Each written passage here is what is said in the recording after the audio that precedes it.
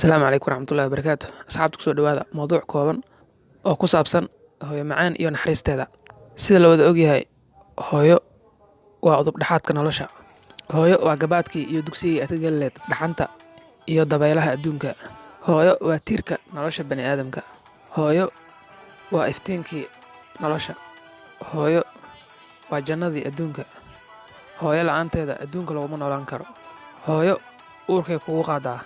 Hooyo oogaday kugu haysaa, way ku xambaarsataa. Sida ku cad xadiiska rasuulka sallallahu calayhi wasallam, nabadgelyo iyo naxariis korkiisa ha ahaatee, hooyadu waxay awlaaddeeda ku leedahay xaq 3 jeer. Marka afraad ayuu aabbuhu leeyahay. Taasi waxay daliil u tahay muhiimadda iyo qiimaha ay hooyadu leedahay. Jannada qiimaha badan ayuusan gelayn qof aysan hooyadii raalli ka ahayn. Taasina waa qiimo aad u sarreeya oo ay hooyadu leedahay. Haddaba marka aan eegno dhibaatada ay hooyadu ka marto dhallaankeeda, ma ahan wax hal muuqaal lagu soo koobi karo, laakiin waxaynu eegaynaa qaar ka mid ah. Hooyadu markii ay ilmo caloosheeda galaan ayaa dhib iyo daal xanuun dhammaantiisa u bilowdaa ilaa ay ka dhasho. Waxay muddo 9 bilood habeen iyo maalin la tiicdaa ilmaha caloosheeda ku jiro. Kaba sii daran, waxaa beentaa la yidhaahdaa markii ay dhalmadu soo dhowaato oo ay fooshu qabato, xanuun wixii adduunka yaalay ayaa la isugu wada keenaa ilaa ay ka hamiso in Ilaahay wax hal mar soo dhaafiyo, dhagaxba Allah ka dhigee.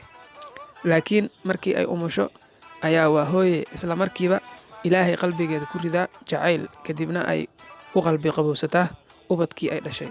Aragtidiisii indhaha ku ildoogsataa. Farxad iyo raynrayn ayaa maalintaasi u bilowda. Waxayse daal iyo dhac u soo qaadaan agteeda ku soo tuuraan. Iyana inta ay weelka habato ama ay dhaqato ku tiraahdaa waryaa edeb yeesha, aayar meel fariista. Kadibna ayadoo gaajaysan ayay weelkii dhaqataa.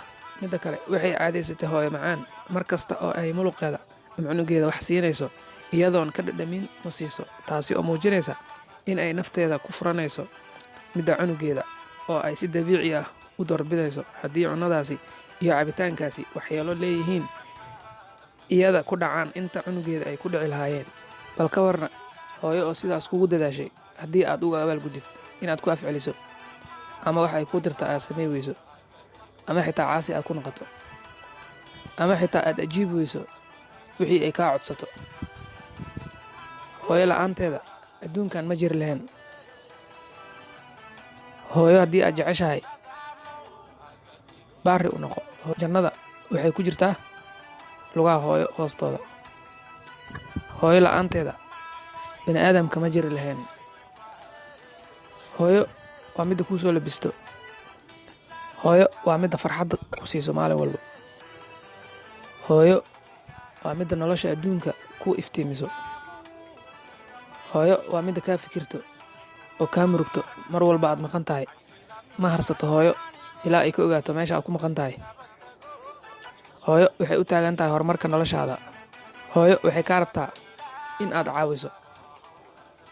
Ogow, hooyo haddii aad ku caasisid markii aad weynaatid, adigana carruurtaada inay kugu caasi doonaan maalin. Hooyo la'aanteeda nolosha ma jiri lahayn.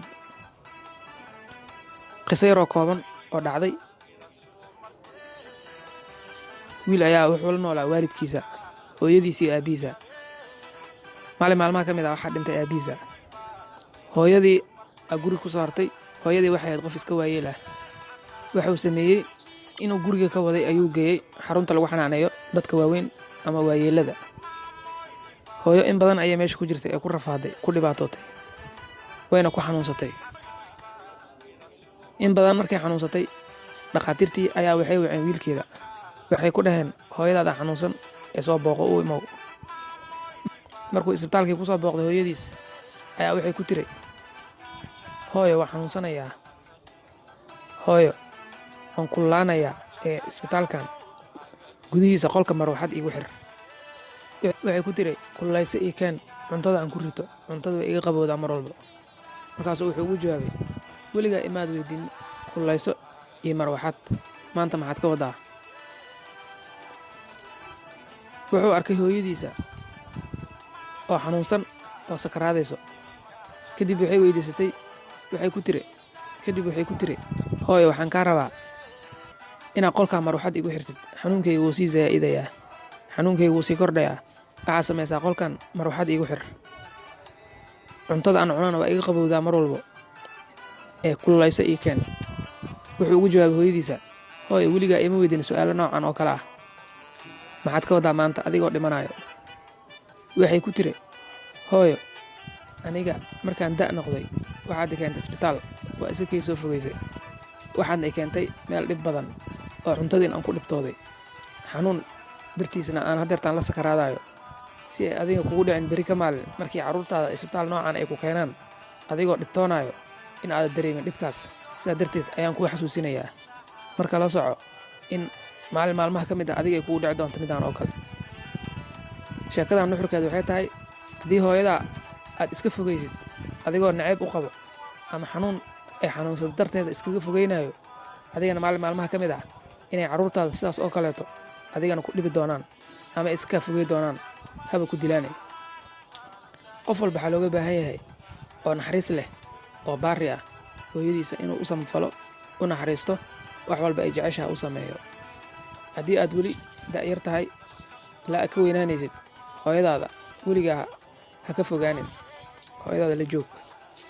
Ma fiicno in hooyooyinka laga tago. Hooyooyinka waxay ka murgaan maqnaanshahaada keli.